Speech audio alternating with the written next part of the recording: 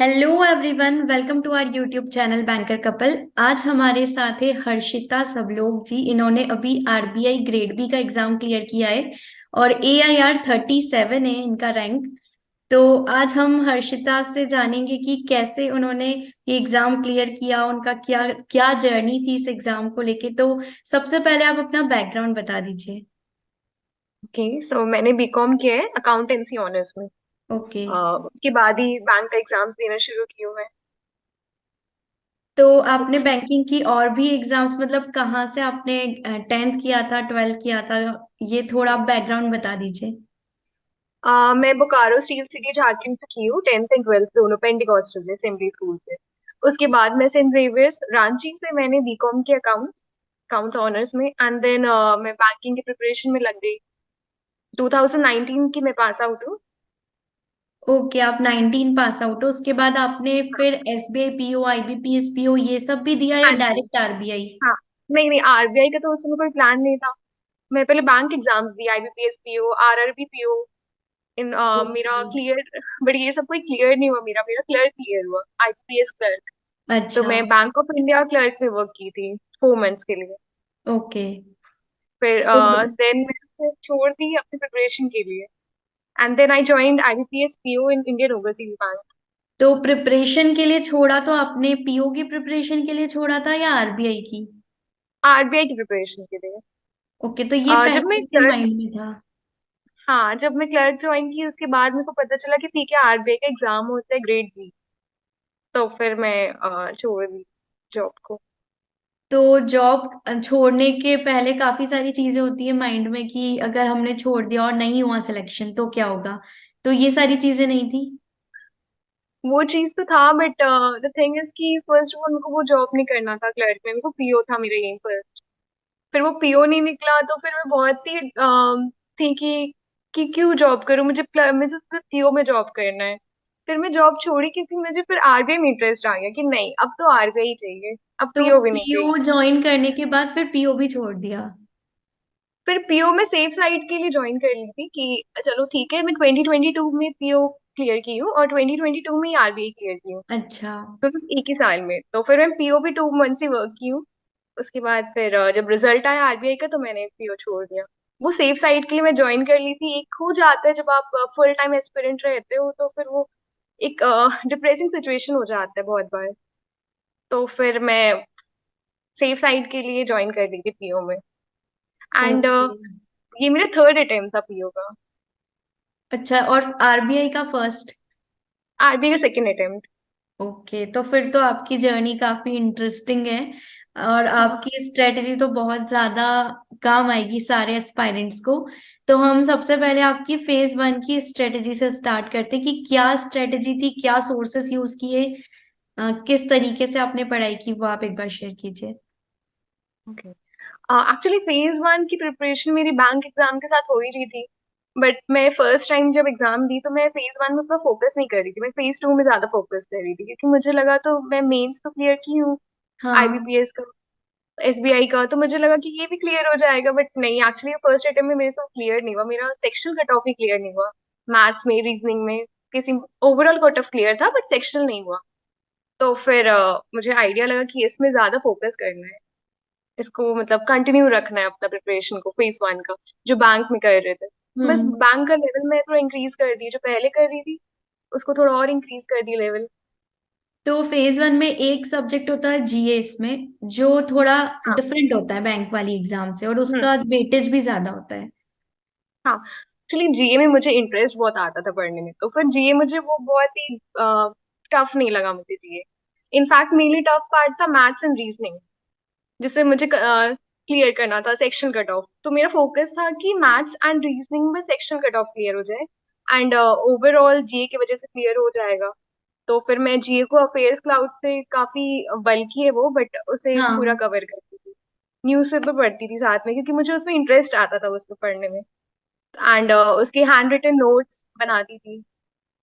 तो फिर वो उसके थ्रू फेज 1 क्लियर तो हुआ थोड़ा अगर क्योंकि वो। GA पे हम फोकस करें कि GA आपने कहाँ से पढ़ा, कितने मंथ्स का पढ़ा, क्योंकि वही सबसे इम्पोर्टेंट है, बाकी तीनों सब्जेक्ट्स तो सबके और कवर हो ही जाते हैं।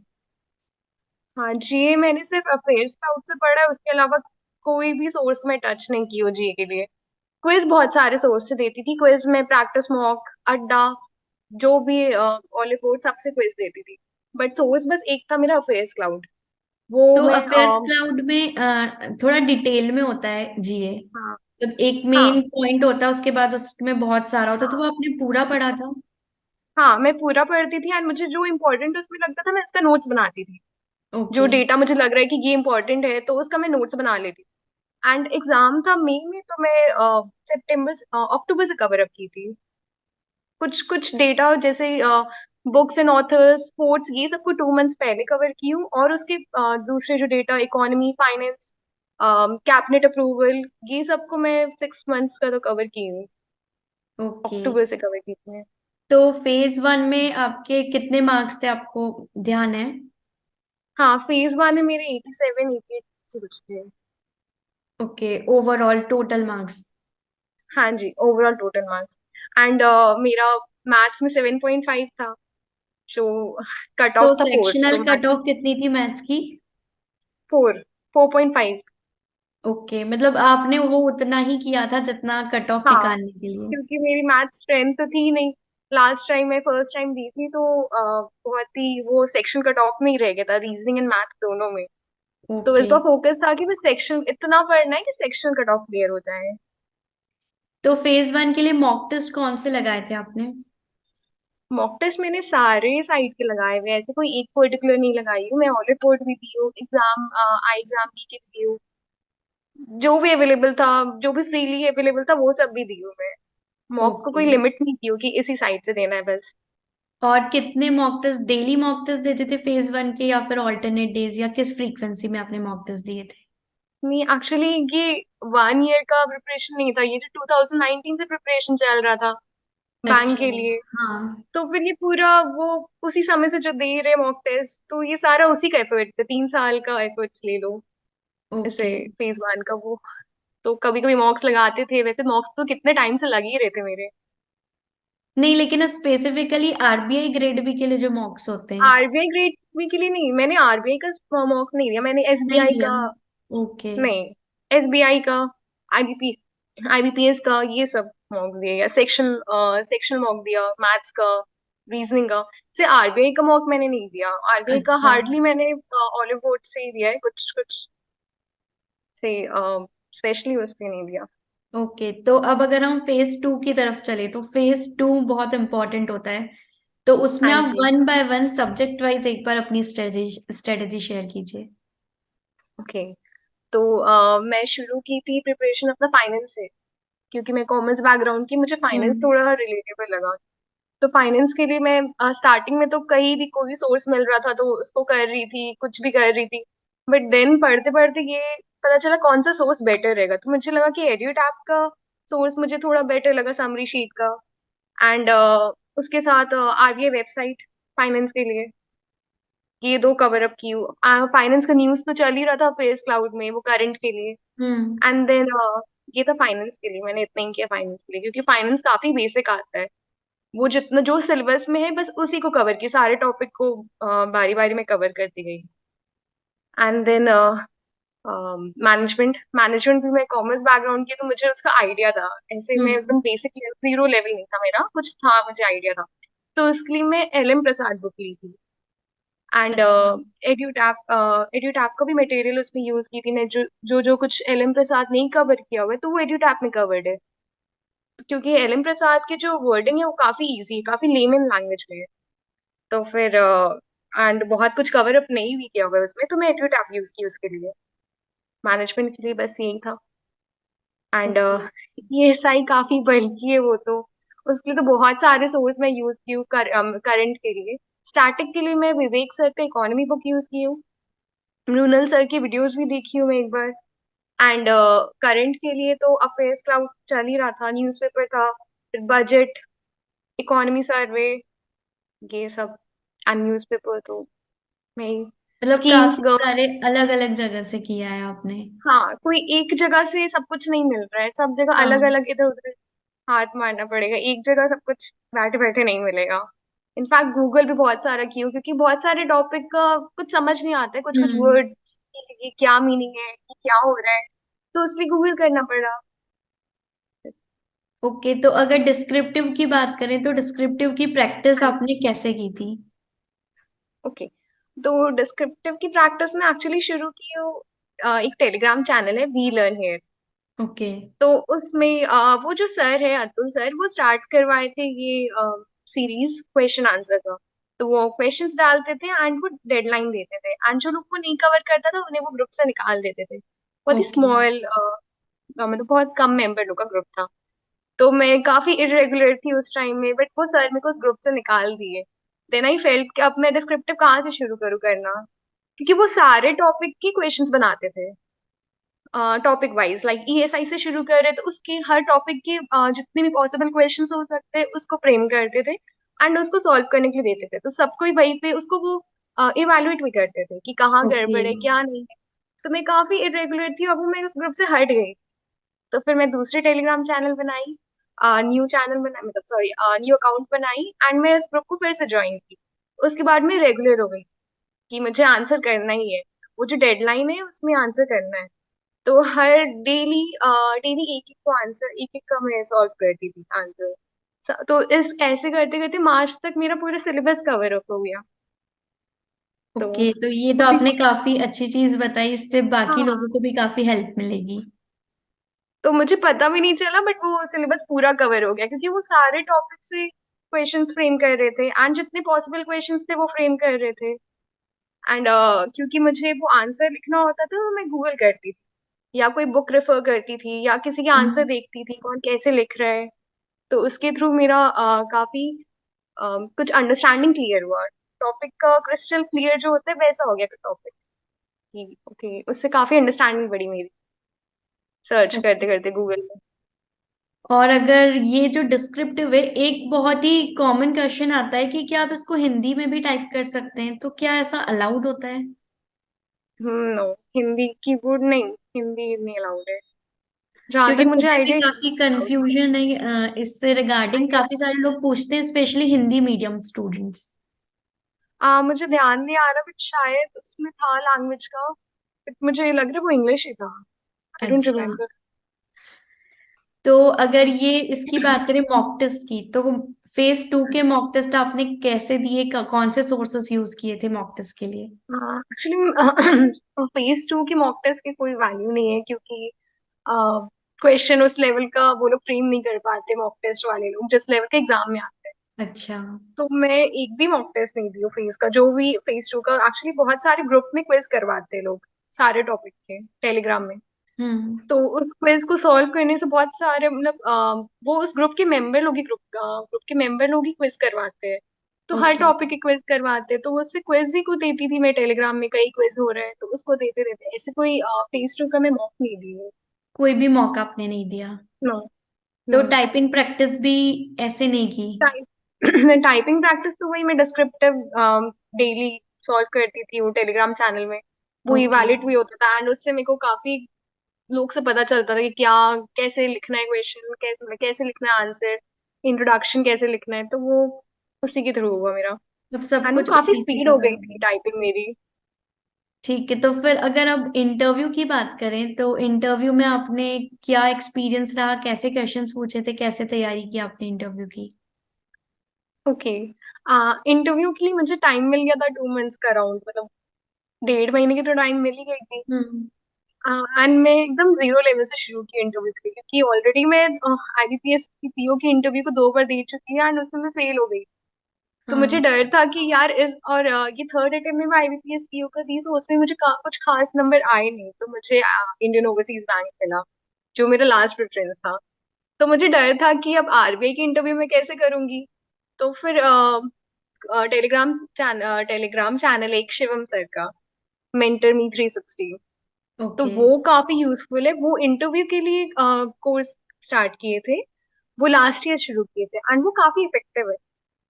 तो फिर वो वन ऑन वन इंटरव्यू लिए थे। तो उनसे मेरे को काफी आइडिया लगा, वो बताए कि कैसे करना है। वो इनफैक्ट मेरे को बताए कि तुम्हारे बैकग्राउंड से क्या पूछ सकते हैं। तो उसी के थ्रू मेरा इंटरव्यू एक्चुअली बेस स्ट्रांग हुआ वो शिवम सर की वजह से। एंड मॉक टेस्ट तो मैं काफी दी थी इंटरव्यू का 2-3 जगह, ताकि मेरा कॉन्फिडेंस बढ़े, क्योंकि मुझे ऑलरेडी डर लगा हुआ था मैं ऑलरेडी इंटरव्यू में इतना खराब कर चुकी हूँ, तो आगे में क्या करूंगी। तो इसलिए काफी मतलब इंटरव्यू का मुझे ये समझ आया कि अपने प्रोफाइल पे फोकस करो। हम्म। प्रोफाइल हम लोग को बायोडेटा फिल करना होता है, तो आप उस बायोडेटा पे क्या लिखे हो, एंड आपका अगर आप अपनी प्रोफाइल के बारे में ही आंसर नहीं कर पा रहे तो वो बहुत ही गंदा इंप्रेशन बनता है।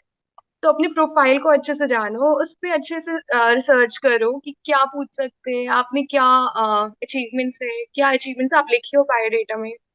तो वो सबको अच्छे से कवर करो। एंड आरबीआई की वेबसाइट फंक्शंस एंड वर्किंग, जो एक बुक है आरबीआई की, मतलब पीडीएफ है, तो उससे अच्छे से कवर करना है। और मतलब और इंटरव्यू में हिंदी में हुआ था आपका या इंग्लिश में? नहीं नहीं, इंग्लिश में हुआ था। तो ये हमारे वो पास चॉइस होती है। हाँ, हाँ जी। तो या तो हिंदी लो या इंग्लिश लो, तो फिर मैं इंग्लिश प्रेफर की थी इंटरव्यू। ओके, और अगर इंटरव्यू क्वेश्चंस कौन कौन से पूछे थे आपसे, कुछ अगर आपको याद हो तो? हाँ, इंटरव्यू क्वेश्चंस मेरे पूरे प्रोफाइल से ही थे, स्टार्ट हुए थे, मैम शुरू की थी तो इकोनॉमिक्स से रिलेटेड शुरू की थी। सब कुछ जीडीपी के बारे, India young, why is India young country, उसके benefit, manufacturing sector, tertiary sector, ये सब से कि मैन्युफैक्चरिंग सेक्टर क्यों मतलब इंडिया लीप फ्रॉग क्यों कर गया from agriculture sector to tertiary sector, manufacturing sector क्यों नहीं हुआ। तो ये सब कुछ इंडिया के बारे, इकोनॉमी के बारे। देन सेकंड मेरा शुरू हुआ फिर अकाउंट से रिलेटेड। अकाउंट्स का बेसिक क्वेश्चंस, काफी बेसिक क्वेश्चंस 11 12 के। तो वहां से फिर अकाउंटेंसी, फिर कैपिटल, बैंक से रिलेटेड, क्योंकि मैं बैंक में वर्क कर चुकी हूँ, तो हाँ, बैंक से रिलेटेड तो ये कि क्वेश्चन भी पूछा होगा ना कि आपने क्यों जॉब छोड़ दी और जॉब छोड़ के तैयारी क्यों की? एक्चुअली मुझे ये लगा था कि मैं प्रिपेयर करके गई, बट वो लोग नहीं पूछे मुझसे कि why you left your job. ये वो लोग रेज ही नहीं किए क्वेश्चन मेरे पास्ट जॉब के बारे में, या फिर मैं उसमें ये भी लिखी थी कि I I got selected in IBPS PO. तो फिर वो लोग ये उस पर भी कुछ क्वेश्चन नहीं किए कि तुम ज्वाइन करोगी नहीं करोगी। मैं उस टाइम तक ज्वाइन नहीं की थी, मैं एक्सटेंशन ले ली थी। ओके। 1 सितंबर को मेरा इंटरव्यू था एंड 4 से मेरी ज्वाइनिंग थी, एक्सटेंशन में ले चुकी थी। तो उन लोग ने उस चीज से भी कुछ नहीं पूछा कि बैंक से रिलेटेड कुछ ही, बट बैंकिंग की टर्म्स पूछे उन्होंने मुझसे। ओके। एंड देन काफी मेरी बैकग्राउंड से रिलेटेड थे, कैपिटल से रिलेटेड, बैंक कैपिटल क्यों इतना जरूरी है। देन ये सब बेसल नॉर्म 3, क्यों इतना कैपिटल में फोकस किया गया बेसल नॉर्म्स में। अच्छा। तो ये वाला इंटरव्यू फिर आपका बहुत अच्छा रहा होगा। हाँ, ये वाला इंटरव्यू सारे इंटरव्यू से बेटर था। मैं काफी फिर भी एक लेवल तक सेटिस्फाइड थी, दो मैं मुझे लगा था मैं कुछ और अच्छा कर सकती थी। इंटरव्यू के हॉल से बाहर निकलने के बाद मुझे आंसर स्ट्राइक कर रहे थे कि इसका आंसर मैं ये दे सकती थी, उसका आंसर मैं ये दे सकती थी। But I got 70 out of 75 interview. तो मुझे उतना एक्सपेक्टेड नहीं था कि मुझे 70 मिल जाएगा। But I don't know on what basis they जज। बट वही है कि इंटरव्यू में तो पर्सनैलिटी ही सबसे ज्यादा मैटर करती है। हाँ, शायद मैंने सारे आंसर्स, मैं बहुत सारे आंसर को ये भी बोली कुछ नहीं याद था। कुछ कुछ ओके। आंसर्स थे जिसको मैं आंसर मतलब मुझे लगा था मुझे वो आंसर देना चाहिए, बट मैं वहां पे रिकॉल ही नहीं कर पाई। काफी बेसिक क्वेश्चन मुझे भी याद नहीं आ रहा वो पूछे, बट मैं उसको रिकॉल नहीं कर पाई वहां पे। एकदम ब्लैंक हो गई थी 1 सेकंड की कि ये तो मैं सुनी हूँ बट इसका आंसर क्या है। वैसा हुआ है, but they judged me on, I don't know what way. आपके 70, आई स्माइल गॉट देख के, 70। शायद आपके स्माइल देख के मार्क्स मार्क्स दे दिए होंगे। तो आपका हाँ, आपके फेज 2 के मार्क्स पूछना भूल गई मैं कि फेज 2 में आपके कितने मार्क्स थे? फेज 2 में 171 कट ऑफ था and मुझे 177 आए थे। ओके, 177। हाँ जी। तो सब्जेक्ट वाइज आपको ध्यान है मार्क्स? सब्जेक्ट वाइज मुझे ध्यान तो नहीं है, बट मुझे फाइनेंस में कुछ खास मार्क्स तो नहीं आए। मुझे ईएसआई मुझे याद नहीं आ रहा मार्क्स। डिस्क्रिप्टिव में 33 35 ऐसे आए। इंग्लिश में I got something in 60s। Okay. And FM तो ओवरऑल कट ऑफ से कितने ज्यादा आपके मेंस में मार्क्स थे फेज 2 में? 7 मार्क्स, नो 6 मार्क्स ना, 171 कट ऑफ था एंड 177 मुझे आया। ओके। मतलब जो इंटरव्यू में जो 70 मिले उसका भी काफी ज्यादा इम्पोर्टेंट रोल है, क्योंकि हाँ। मेंस के मार्क्स और उसमें ज्यादा डिफरेंस नहीं था। हाँ। हाँ, फिर इंटरव्यू के मार्क्स से मुझे काफी लीड मिला। ओके। और अगर जब आपने डेडिकेटेडली इस एग्जाम की तैयारी करना शुरू किया तो क्या डेली रूटीन रहता था आपका? जब जॉब छोड़ने के बाद फिर क्या रूटीन रहता था, और जब जॉब के साथ तैयारी की तब क्या रूटीन था? जब जॉब के साथ में तैयारी कर रही थी तब मैं सुबह उठ के, वो तो काफी हेक्टिक था। मैं तो सुबह 5 बजे उठ के पढ़ रही होती थी जीए, एंड देन वापस आके भी बैठ के पढ़ते रहो। वो तो काफी हेक्टिक हो गया था जॉब। मैं तो क्लर्क में थी इनफैक्ट, तो पीओ वालों का तो और बहुत हेक्टिक हो जाता है, उनकी तो आने कोई टाइम नहीं है। मैं तो 5 बजे तक आ जाती थी। फिर नो, नॉट 5 बजे तक, क्योंकि वो थोड़ा दूर था तो मैं ट्रैवल करती थी। मैं आती थी साढ़े ओके। छह बजे तक। तो फिर आके फिर 7 बजे मैं बैठ जाती थी पढ़ने। 11 बजे तक पढ़ते रहो। फिर सुबह उठो 5 बजे, तो वो था रूटीन। वो तो काफी हेक्टिक था। उसके बाद जॉब के बाद जब मैं फुल टाइम एस्पिरेंट थी, फिर सबको ये लगता है कि फुल टाइम एस्पिरेंट के पास बहुत टाइम है, वो लोग तो पढ़ सकते हैं, but actually we end up wasting so much time. पता नहीं चलता था दिन कैसे पार हो गया। बहुत टाइम वेस्ट होता है जब आप फुल टाइम एस्पिरेंट रहो तो, क्योंकि वो एक रूटीन सेट नहीं हो पाता है, तो वो डिसिप्लिन में आना बहुत डिफिकल्ट हो जाता है। तो काफी अपने आप को मोटिवेट करके डिसिप्लिन में रखना होता है, एंड वो काफी डिप्रेसिंग भी हो जाता है कभी कभी, क्योंकि मैं कुछ कुछ एग्जाम दी बीच में नबार्ड का, ये सब तो मेरा फेज वन ही नहीं निकल रहा था उसका। मैं ओके। जॉब छोड़ती नबार्ड का एग्जाम दी थी एंड उसका लेवल वन ही नहीं निकला। तो वो और डिप्रेसिंग हो गया मेरे लिए कि मैं जॉब छोड़ी हूँ, मेरे से कोई एग्जाम नहीं निकल रहा है। तो फिर तो जब आपने जॉब छोड़ी तो पेरेंट्स ने या फिर रिलेटिव्स ने, फ्रेंड्स ने रोका तो होगा छोड़ने से? क्योंकि कई बार पेरेंट्स इस चीज में सपोर्ट नहीं करते, क्योंकि गवर्नमेंट जॉब है तो छोड़ने नहीं देते इतने इजीली। हाँ। तो फिर नहीं, उनका एक्चुअली कितना इम्पोर्टेंट रोल था? पेरेंट्स की तरफ से कुछ था नहीं, उन्होंने सपोर्ट ही किया कि ठीक है जॉब छोड़ दो, उनके साइड से नहीं था। उनके साइड से जब मैं ज्वाइन भी कर रही थी, मैं एक्चुअली ये नहीं करना चाह रही थी ज्वाइन, कि मुझे पढ़ना है आगे, मैं नहीं करूंगी ज्वाइन। बट मैं अपने डिसीजन से ज्वाइन कर ली लास्ट में कि चलो कर लेते हैं।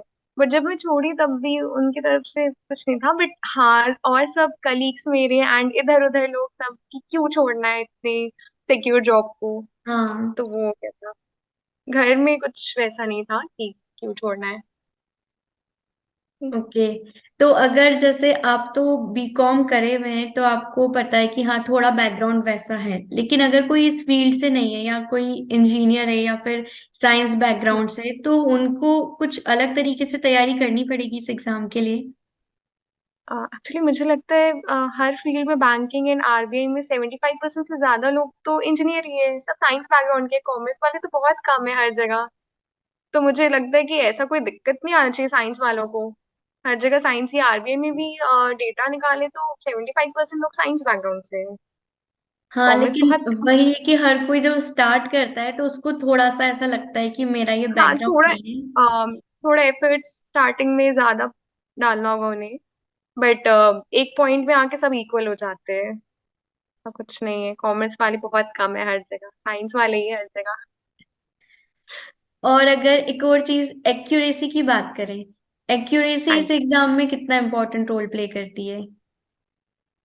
इस एग्जाम में तो बहुत ज्यादा रोल प्ले करती है एक्चुअली। यही हुआ था कि ईएसआई एग्जाम, जब ईएसआई का ऑब्जेक्टिव था, तो वो इतना टफ आया वो ऑब्जेक्टिव कि कुछ क्वेश्चन बन ही नहीं रहे। देख रही हूँ एग्जाम में कि यार ये तो कुछ भी नहीं बन रहा है इसमें, तो मैं कहाँ स्कोर कर पाऊंगी। बट अगर मैं अटेम्प्ट के चक्कर में जाती तो मैं शायद नेगेटिव मार्किंग में लैंड कर जाती, मेरे को मुझे नेगेटिव मिल जाता।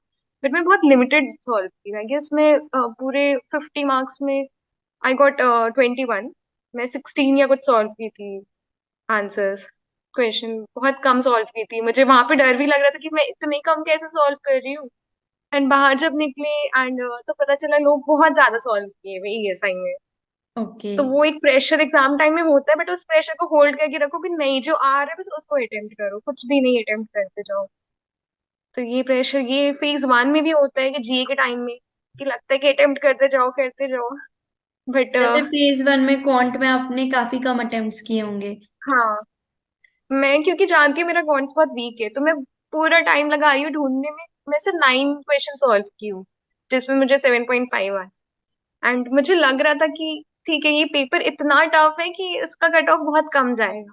तो अगर आप 9 या 10 भी सॉल्व कर रहे हो वो एक्यूरेसी के साथ, तो फिर कट ऑफ तो क्लियर हो ही जाएगा। बट वो लोग उतना प्रेशर में आके कि ये ज्यादा अटेम्प्ट करना है, 12-13 अटेम्प्ट करना है, तो उतना तो हो भी नहीं सकता। तो मैं पूरा उस पेपर में सर्च की कौन से ऐसे क्वेश्चन जो इजीली मुझसे बन जाएगा, एंड सारे क्वेश्चंस को मैं 2-3 मिनट में ही सॉल्व की हूँ। मुझसे पूरा हर तरीके से जो ट्राई कर सकती हूँ सॉल्व किया, आराम से टाइम दे के सॉल्व किया, क्योंकि मुझसे कुछ भी नहीं बन रहा था। तो ये तो बहुत मैंने इम्पोर्टेंट है कि सब कुछ अटेम्प्ट नहीं करना हाँ है, बस जो नहीं, आता है वही करना है। हाँ और एकदम जो भी सॉल्व करे 9 करो 10 करो, बट हाँ उसको अच्छे से एक्यूरेटली मार्क करो, कुछ भी नहीं सॉल्व करते जाओ। और एंड एक जीए में, और, हाँ जी का बता दीजिए। जीए में ये होता है कि जो हम लोग आंसर मार्क कर रहे होते तो सब मार्क करते जाते, लगता है ये तो सुना हुआ यही होना हाँ, चाहिए, तो ये मार देते हैं हम लोग अटेम्प्ट्स के चक्कर में। वो तो वो मैं नहीं की हूँ, मुझे जो आ रहा था मैं श्योर थी या 50-50 थी, उसी को मैं बस अटेम्प्ट की हूँ जीए में। तो क्योंकि ये तो लगता है कि बहुत हम जब इतना इम्पोर्टेंट है। पढ़, हाँ कि लगता है कि इतना पढ़ने के बाद जब मुझसे नहीं बन रहा है तो फिर ऑब्वियसली ये कैसे इतने टफ लोग से होगा। बनेगा। हाँ, हाँ और तो आपने इतनी सारी एग्जाम्स दी तो फिर यूपीएससी की तैयारी नहीं की कभी? नहीं मेरा उस तरफ अभी तक इंटरेस्ट गया नहीं, अभी तक नहीं गया, आगे का पता नहीं। क्योंकि काफी सारे लोगों को ऐसा लगता है कि जो यूपीएससी एस्पायरेंट होते हैं वो जनरली आरबीआई ग्रेड बी की एग्जाम ज्यादा देते हैं। हाँ वो जिनके लिए देते हैं उनका प्लान बी तो आरबीआई रहता है, हाँ बट हाँ। हाँ बट नहीं मैं यूपीएससी तरफ नहीं सोची। तो अभी एग्जाम बस आने ही वाला है आरबीआई ग्रेड बी का, मतलब नोटिफिकेशन आने वाला है नेक्स्ट मंथ तक, ऐसा हाँ सुनने में आ रहा है कि एक्सपेक्टेड है। तो अभी आप क्या एडवाइस देना चाहेंगे एस्पायरेंट्स को, क्योंकि अब उनके पास ज्यादा टाइम तो नहीं बचा है फेज वन के लिए, तो हम्म, किस तरीके से वो पढ़ाई करें, और स्पेशली वो लोग जो ऑलरेडी बैंक में जॉब कर रहे हैं, क्योंकि काफी सारे ऐसे लोग हैं जो बैंक में जॉब कर रहे हैं और साथ में तैयारी कर रहे हैं, उनके लिए काफी हेक्टिक हो जाता है। तो उनको आप क्या एडवाइस देना चाहेंगे, क्या उनको भी जॉब छोड़ देनी चाहिए? नहीं मैं जॉब छोड़ने का सजेशन तो नहीं दूंगी, क्योंकि वो काफी एक पॉइंट में डिप्रेसिंग हो जाता है जब आपका कोई एग्जाम नहीं निकल रहा होता है। बट इस टाइम में मैं ये बोलना चाहूंगी, कभी ये तो बहुत हाई टाइम है, अभी स्टार्ट कर लो, काफी मोटिवेशन तो बहुत टाइम तक रहेगा नहीं, वो 2 दिन तक रहेगा। अपने आप को डिसिप्लिन में रखो। ये होता था कि ठंड में सुबह उठ नहीं पाते थे, लगता था कि यार सो जाओ क्यों उठना है, बट वो जबरदस्ती डिसिप्लिन में ही रह के आपको मोटिवेशन सुबह काम नहीं आएगा। अब जब 5 बजे अलार्म बजा रहे हो आपका मोटिवेशन काम नहीं आएगा उस समय, आपको लगेगा अलार्म बंद करके सो जाऊं, बट नहीं, आपको वो डिसिप्लिन में रहना पड़ेगा, तभी आप उठ सकते हो। अभी जितना भी एफर्ट्स आप डाल सकते हो अभी शुरू कर दो। जरूरी नहीं है कि आप पढ़ रहे हो, पूरे दिन पढ़ रहे हो, वो जरूरी नहीं है, जरूरी ये है कि आप डेली पढ़ रहे हो, आप कंसिस्टेंट हो, ये इंपॉर्टेंट है। क्योंकि 2 दिन बाद स्टार्ट करो, 2 दिन छोड़ दो, बीच में ब्रेक ले लो, तो फिर वो जो आप पहले पढ़े हो वो तो पूरा ब्लैंक हो जाता है। तो वो नहीं करना है, बीच में ब्रेक नहीं लेना है, थोड़ा पढ़ते जाओ बट डेली पढ़ो। ये एंड एक ही दिन में बहुत सारा मत पढ़ो, क्योंकि 2 दिन बाद फिर आप ब्रेक ही लेने वाले हो अगर बहुत सारा एक दिन में पढ़ लोगे तो बस धीरे धीरे थोड़ा थोड़ा करके डेली करते जाओ, तो यही सजेस्ट करूंगी अभी। Okay and so, answer writing, हाँ आंसर राइटिंग के आंसर लिए राइटिंग का भी एक बार बता दीजिए। डेली मैं ये प्लान की थी कि मैं डेली रात में एटलीस्ट एक आंसर लिख के ही सोऊंगी, वन में नहीं सोऊंगी। तो मैं ओके। डेली एक आंसर लिख के ही सोती थी, ये मेरा वो मैं अपने रूटीन में लिखती थी, ऐसे कोई रूटीन में नहीं फ्रेम की थी, बट था कि एक आंसर डेली मुझे लिख के ही सोना है। तो मैं कुछ भी लिखती थी, मुझे नींद भी आता, मैं कुछ भी टाइप करती थी, कुछ भी लिख के सो जाती थी, ऐसा। तो फिर वही डिसिप्लिन मेंटेन करना होता है। ओके सो, बहुत अच्छा लगा आपसे बात करके, और आई होप कि आपका जो ये एक्सपीरियंस है, आपकी जो जर्नी है वो मोटिवेट करेगी सबको। So thank you so much Harshita, आप हमारी चैनल पे आए थैंक आप, यू। क्योंकि बहुत टाइम से मैं सोच रही थी, हमने ऑलरेडी आरबीआई ग्रेड बी के इंटरव्यूज पहले भी अपलोड किए हुए हैं, तो आपका मैंने ऑलरेडी एक इंटरव्यू देखा, तो मैंने सोचा कि आपका भी इंटरव्यू लेना चाहिए, आप काफी अच्छा बोलते हो। Thank you. तो thank you so much, and thank you. all the best for your joining. Thank you. Thank you.